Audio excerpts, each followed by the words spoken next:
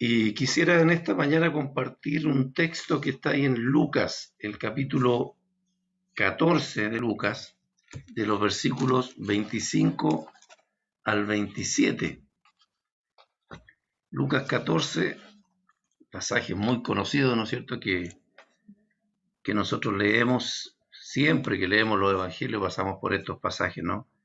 Lucas 14, versos 25 al 27. De hecho, en algunas Biblias hay un título sobre este pasaje. Dice: grandes multitudes iban con él, y volviéndose les dijo: si alguno viene a mí y no aborrece a su padre y madre y mujer e hijos y hermanos y hermanas y aún también su propia vida, no puede ser mi discípulo. Y el que no lleva su cruz y viene en pos de mí, no puede ser mi discípulo. Él resalta dos veces esta frase, ¿no? Primero, cuando dice aún no es capaz de aborrecer su propia vida, dice no puede ser mi discípulo. Y segundo, si no es capaz de llevar la cruz, no puede ser mi discípulo. El costo del discipulado aparece en algunas Biblias, ¿no es cierto? Lo que cuesta seguir a Cristo dice en otras, y en otras no dice nada. La que estoy leyendo yo no tiene un título, pero en resumen es un poco eso, ¿no? Lo que cuesta seguir o lo que significa seguir a Cristo. Y una de las cosas que uno puede resaltar aquí, que parte diciendo este versículo: grandes multitudes iban con él. Ahora estas multitudes son las que venían siguiendo a Jesús desde mucho tiempo, en el tiempo de su ministerio, ¿no? Que él tenía un arrastre muy grande por las cosas que él hacía, ¿no? Eran muy sobresalientes, especialmente en esa época. Pero dentro de estas grandes multitudes no dice la palabra grandes multitudes de discípulos, solamente dice grandes multitudes iban con él, seguidores, simpatizantes. Cuando yo estoy suscrito en varios canales de YouTube, especialmente en música, a mí me gustan los cuartetos y todo lo que es música gospel, y yo me suscribí. Pero antes de suscribirme uno lee en la suscripción que dice que uno tiene que sujetarse a los, digamos, reglamentos que tiene el grupo. O sea, si yo no coloco acepto, no puedo estar suscrito. Simplemente es así. O sea, tengo que aceptar los requerimientos que exige el grupo. Para seguir a Jesús, para ser un discípulo de Jesús, también el Señor coloca sus restricciones, Él también coloca sus bases, sus reglamentos.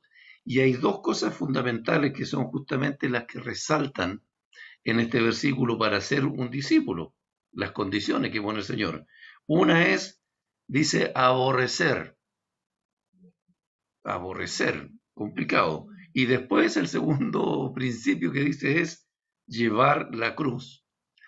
Ahora, la palabra aborrecer nosotros tenemos que entenderla como renunciar a.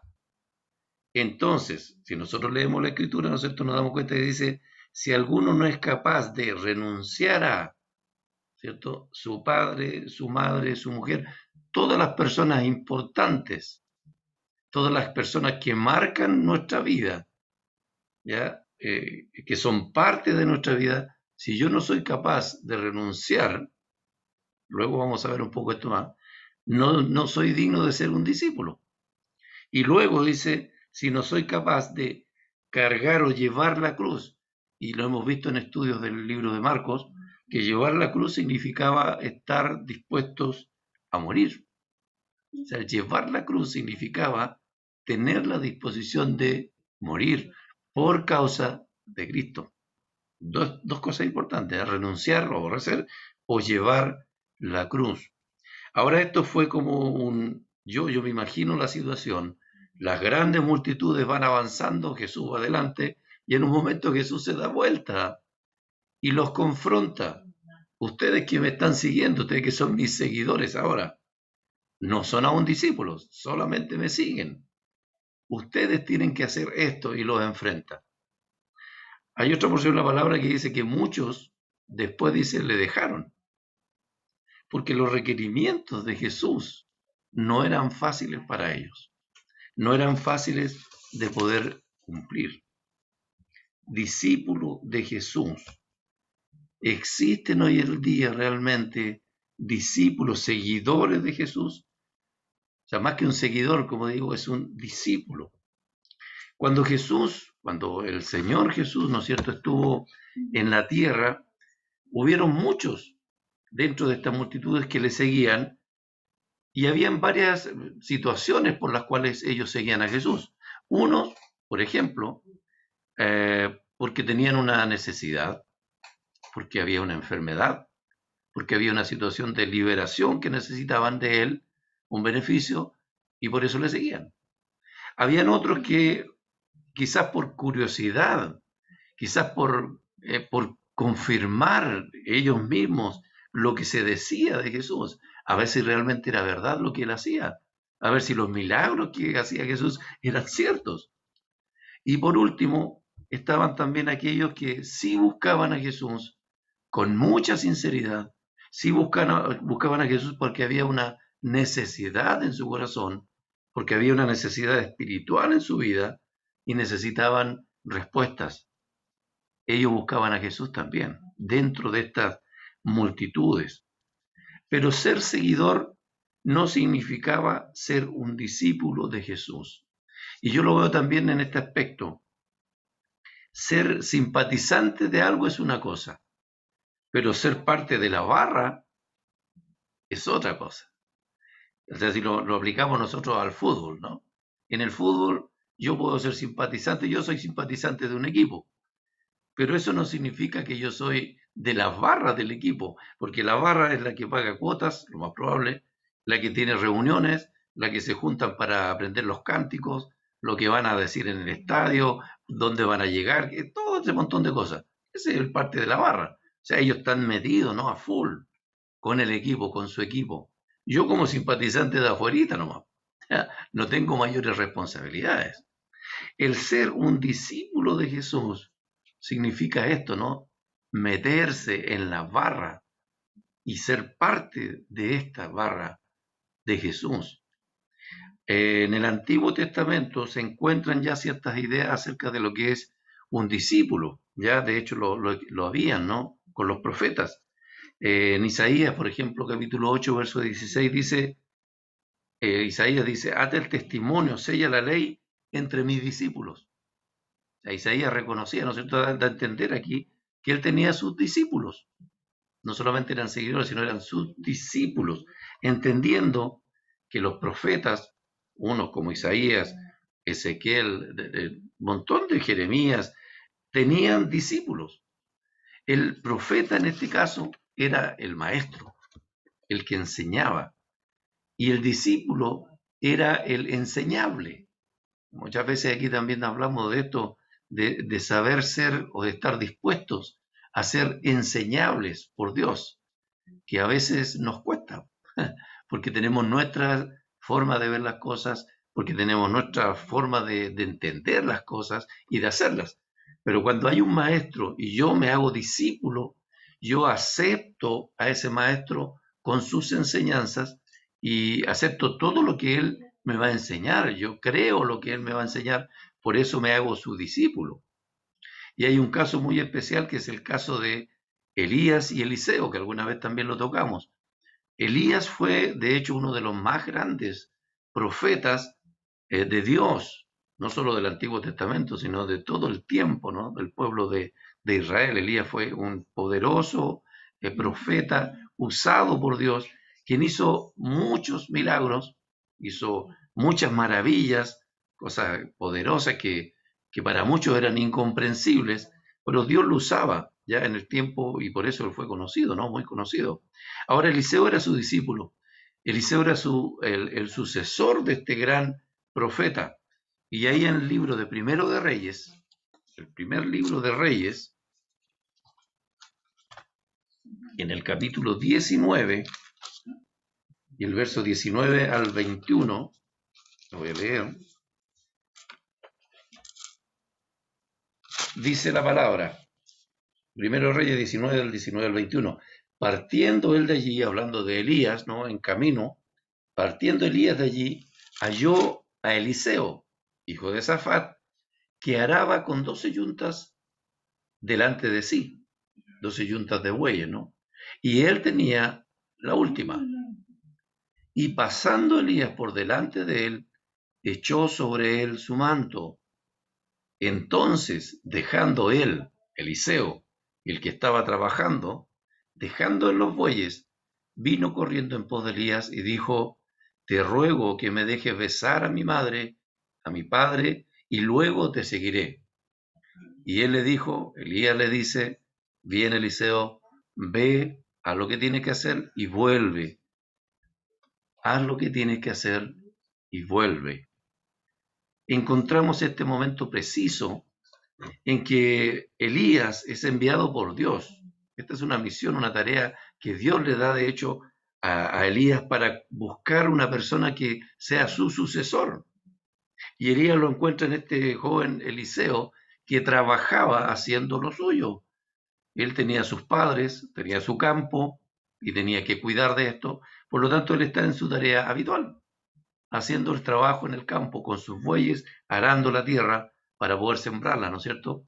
Cuando viene Elías y le hace este llamado para que le siga, este llamado es un llamado, como les digo, de Dios para Eliseo usando a Elías, o sea, con la autoridad del profeta que viene de parte de Dios. Y eso es lo interesante, porque aquí el echar el manto sobre él era una autoridad, ¿no? Elías tenía la autoridad, por lo tanto él echa el manto y esto significaba tomar la responsabilidad sobre sus hombros. La responsabilidad que tenía Elías la tomaba ahora Eliseo y esto significaba una tremenda responsabilidad. Eliseo dejó de inmediato, dice, su trabajo y viene corriendo ante quien iba a ser su maestro, dispuesto. Aquí estoy, soy tu discípulo ahora. Pero antes, él solicita despedirse de sus padres. Él solicita despedirse de sus padres, porque él sabía que ser un discípulo, en esos tiempos igual, era esto de renunciar, significaba dejar todo para poder cumplir la tarea. Ahora, el dejar a sus padres era esto, besarles, ¿no? Y despedirse de ellos de esa manera. No porque sus padres fueran a morir, sino porque él iba a dejar su función como hijo delante de ellos por un buen tiempo, porque iba a tomar la tarea en sus hombros, ser el profeta del pueblo. Y él renunciaba entonces, porque su vida iba a cambiar 100%, totalmente. Era un vuelco total. Eliseo se ponía al servicio de Elías, el profeta, en una capacitación. Elías iba a ser su maestro, lo iba a capacitar. Y esto iba a ser un servidor. Y cuando Elías, como les digo, arroja el manto sobre él, le está dando la misión de llevar adelante el resto de la tarea que él ya iba a dejar, porque ya iba a ser su tiempo. Dios ya le había avisado a Elías que iba a dejar ya este mundo. Por lo tanto, la tarea le quedaba encomendada ahora a Eliseo.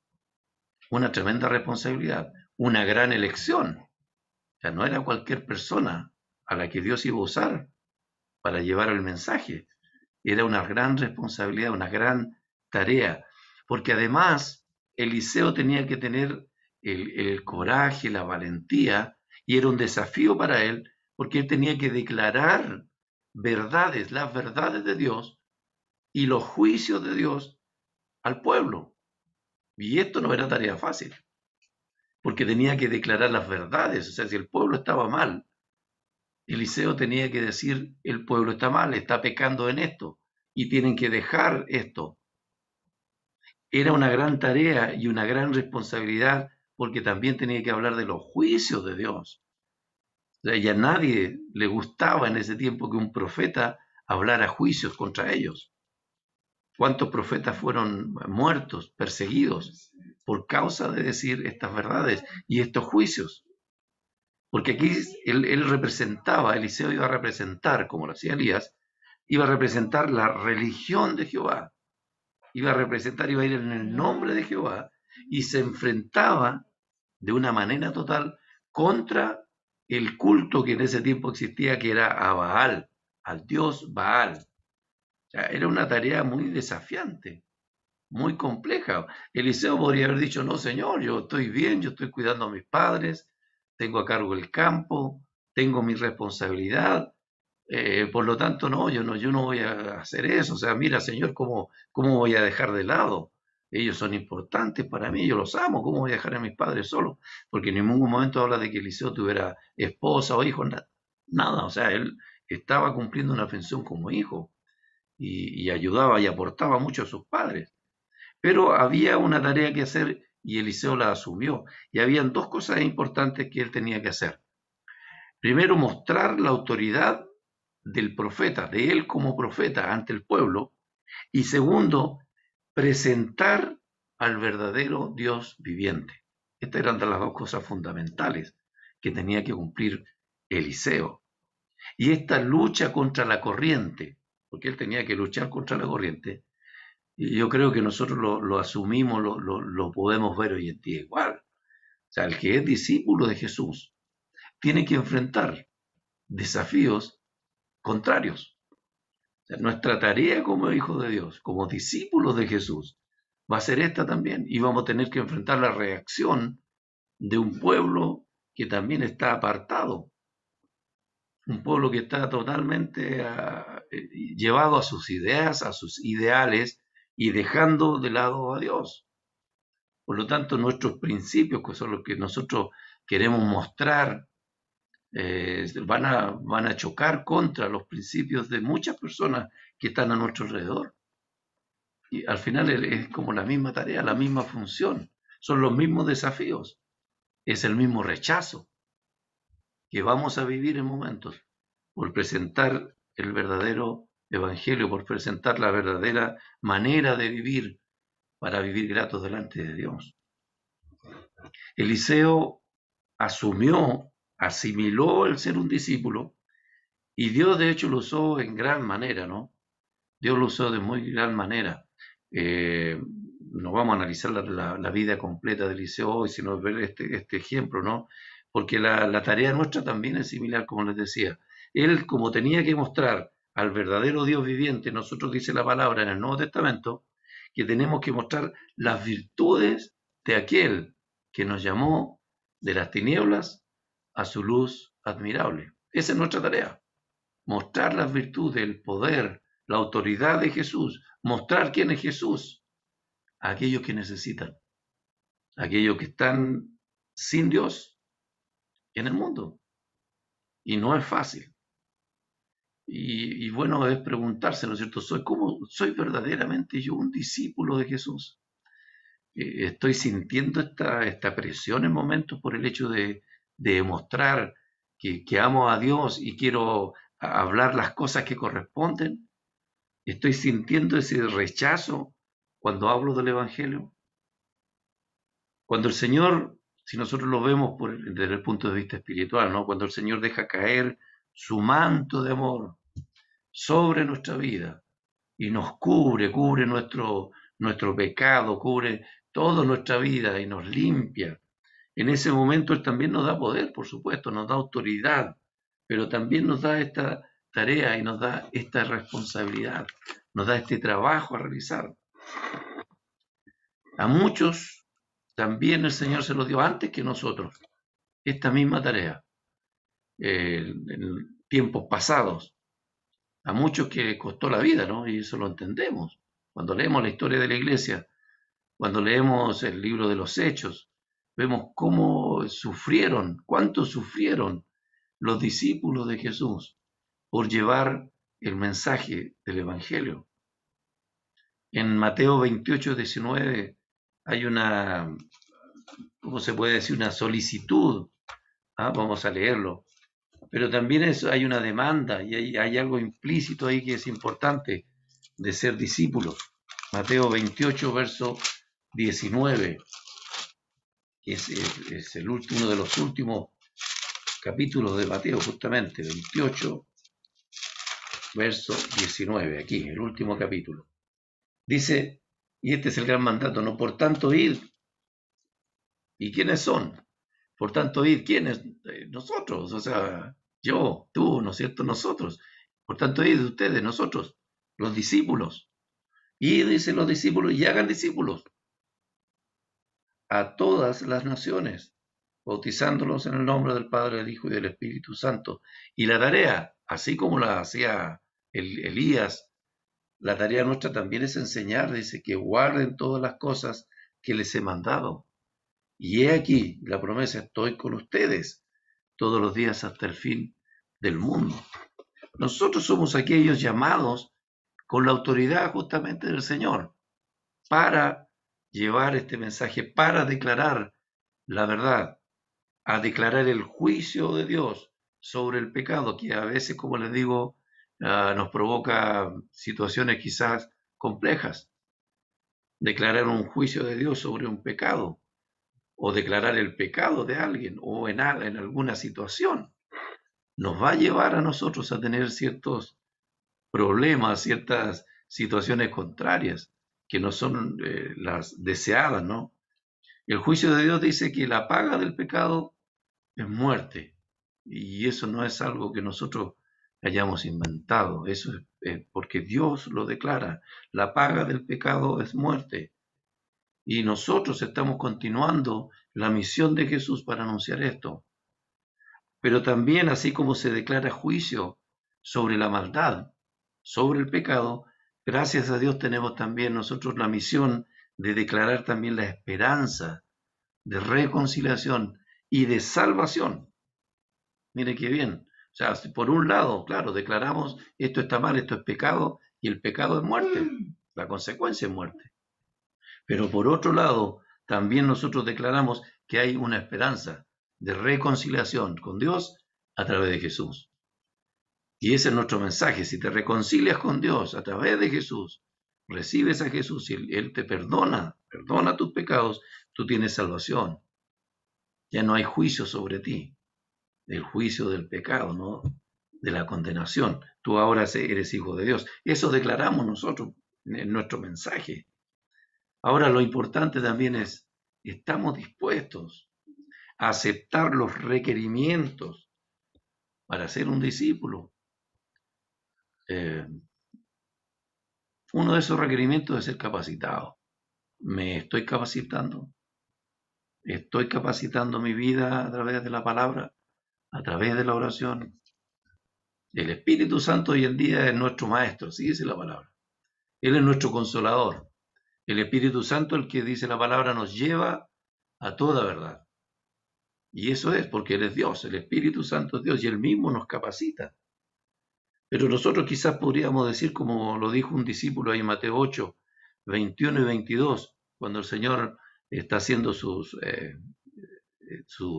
entregando sus enseñanzas, en un momento el discípulo le dice a Jesús, Señor, permíteme que vaya primero y entierre a mi padre. Es una situación casi parecida a la que hace Eliseo, ¿no? Pero Eliseo dice que le pida que pueda besar a mi madre y a mi padre, porque él iba a despedirse para ir a hacer su tarea, ¿no? Pero acá en este caso, cuando dice, permíteme que vaya primero y entierre a mi padre, es una petición que no significa que su padre hubiese muerto en ese momento. Así yo en los comentarios que he leído a entender esto, ¿no?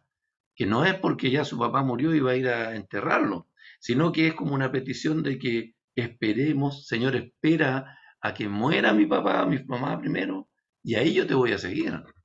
O sea, podría pasar mucho tiempo. El Señor necesitaba ahí en el momento discípulos para ir con Él, para andar con Él. No aquellos que esperaran tanto tiempo, esa era como postergar la decisión, postergar el tiempo de seguir a Jesús. No era la idea. O sea, la idea era inmediata, como lo hizo Eliseo, de inmediato. Bueno, de hecho, cuando el Señor llama a Mateo, dice, y él salió de donde estaba de su tribuno, de su punto de trabajo, y le siguió. Cuando estaba con los pescadores, Pedro, Juan, Jacob, los llamó, dice, y le siguieron de inmediato. O sea, no hay un tiempo después, el Señor espera un poquito. Además, este discípulo probablemente también, según algunos, estaba esperando la herencia. O sea, no era llegar y dejar al papá que ya murió, no, sino que después de muerto venía la herencia. Entonces habían otras cosas involucradas antes que seguir a Jesús. Las demandas en el capítulo 8, esto lo vamos a leer de Mateo, capítulo 8, verso 22, dice, Jesús le dijo, sígueme, deja que los muertos entierren a sus muertos. O sea, las demandas del reino son absolutas e inmediatas. Aquí no hay espera un poco, no, aquí son inmediatas. Jesús, sabiendo lo que había en su corazón a este hombre, le responde, sígueme, deja que los muertos entierren a sus muertos. O sea, Jesús da a entender que el llamado, que su llamado es primero seguirle a Él, por sobre todas las cosas, es ser su discípulo. Tiene una prioridad, eso es cuando llama al Señor es la prioridad. Sígueme. Este es lo primero que tienes que hacer, antes que cualquier otro deber. Eliseo, como les decía, inmediatamente después que Elías le habló, se despidió de sus padres y le siguió. Prioridad 1, renuncia. O sea, le aplicó de inmediato este principio, renuncia. Ahora, ¿esto significa irresponsabilidad? Yo creo que no. Dios tiene todo determinado, todas las cosas ordenadas. Por lo tanto, si llamó a Eliseo, sus padres de alguna manera iban a ser cubiertos también en su protección por Dios de alguna manera. O sea, cuando el Señor nos llama a hacer algo, el Señor tiene todo preparado. Él no va a dejar, no va a permitir que las cosas sean como tomadas con irresponsabilidad. Siempre Él va a suplir en las necesidades, siempre va a suplir en lo que nosotros estamos faltando, ¿no? Para hacernos el llamado. ¿Renunciar a qué? Renunciar, por ejemplo, a la comodidad, a la pereza, renunciar a la falta de responsabilidad, a la falta de compromiso. Todas esas son cosas que nosotros como seres humanos muchas veces están presentes, ¿no? Y no solamente en el área de iglesia, también en el área de trabajo, a veces en el área de estudio. Se nos complican ciertas cosas y es entendible porque somos seres humanos. Pero para el llamado del Señor aquí no hay justificaciones. Es renuncia. Primero es el Señor. Prepararme como un verdadero discípulo de Jesús. Y esto debe saberse demostrar con nuestra vida también, por supuesto. ¿Y eso cómo lo hacemos? A través de la conducta, a través de nuestras palabras, de nuestros hechos. Con eso nosotros mostramos que ya no pertenecemos a nosotros mismos, sino que pertenecemos a Dios. Todo nuestro ser, ¿no? Muestra que somos discípulos de Jesús. A veces pensaremos que quizás, ¿no es cierto?, por el hecho de ser parte de la iglesia o asistir a un templo o vivir una vida un poquito piadosa, entre comillas, ¿no?, que hacemos cosas buenas, quizás con esto decimos, ya, ahora soy discípulo del Señor, como si fuera algo automático, me convierto y ya soy un discípulo. El hecho de entregarse, de convertirnos, primero nos da por gracia, nos da la salvación, pero ahí recién estamos integrados, recién estamos ingresados a la familia de Dios. Y ahí es cuando yo tengo que tomar disponerme, ¿no?, la disposición de decir, sí, quiero ser un discípulo. No solamente porque el Señor me dio salvación, yo quiero ser un discípulo de Jesús. Por lo tanto, quiero prepararme. Yo quiero tener mi certificado que diga Ardin Martínez, discípulo de Jesús. Cuando el Señor me llame un día, cuando el Señor nos llame como hijos de Dios y nos pueda decir allá, ah, sí, tú aprobaste, tú tienes tu certificado como discípulo de Jesús, porque cumpliste estas tareas importantes, la renuncia, el estar dispuesto. Y también esto de la cruz, de cargar la cruz, siempre estuviste dispuesto, aunque fuera un sacrificio, aunque fuera una tarea complicada, tú estuviste dispuesto a servirme. Y ahí está el certificado y el Señor lo firma. ¿Soy un discípulo? ¿Me estoy preparando para eso? Una cosa, como les digo, es aceptar al Señor en nuestro corazón y que el Señor nos acepte como sus hijos, que es lo primero, para ser salvos. Pero lo otro también es esto, aceptar al Señor como nuestro maestro, para que nos enseñe, para que nos capacite, aceptar, asumir, asimilar, ¿qué más se puede decir? Todas sus enseñanzas en nuestro ser, ¿no? Y ponerlas por práctica. Esas son las cosas más importantes, ¿ya? Poner en práctica lo que el Señor nos enseña a través de su palabra. Y hoy en día, como les digo, no es fácil, no es fácil, es complejo. En momentos nos desanimamos, en momentos nuestra fe decae, porque pareciera que todo está en contra, y aunque trato de hacer las cosas bien delante de Dios como un discípulo, parece que las cosas me cuestan más, se me hace más difícil. Si miramos nuestro entorno, por ejemplo, social, nuestro entorno cultural, pareciera que todo está en contraposición a muchas de las conductas que acepta el Señor, están en contraposición, todo lo contrario, a las conductas que acepta el mundo. Nosotros vamos en contra de eso, estamos opuestos, y como que nuestra fe se nos viene abajo. A veces hay que aprender a aceptar el rechazo por nuestra actitud, aprender a aceptar hasta la burla, por practicar estas enseñanzas, ¿no? Que son parte del discípulo del Señor. Y por temor quizás a pasar una vergüenza, a lo mejor a veces no queremos decir algo, no queremos decir una verdad, por no perder una amistad, o no sé, un trabajo. Pero nuestra tarea es ser discípulo de Jesús.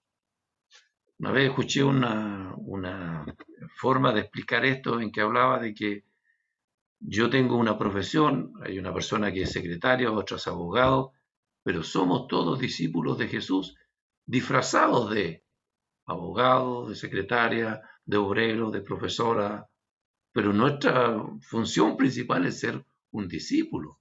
Lo demás es lo que hacemos normal, ¿no? Es como parte de nuestra vida, pero nuestra profesión es ser discípulo de Jesús. Y el ser discípulo de Jesús en nuestro tiempo es desafiar justamente a una sociedad que vive, bueno, según sus reglas, según sus enseñanzas, según sus prácticas. Y en el fondo es esto, ir contra la corriente. ¿Estoy dispuesto? ¿Estoy dispuesto?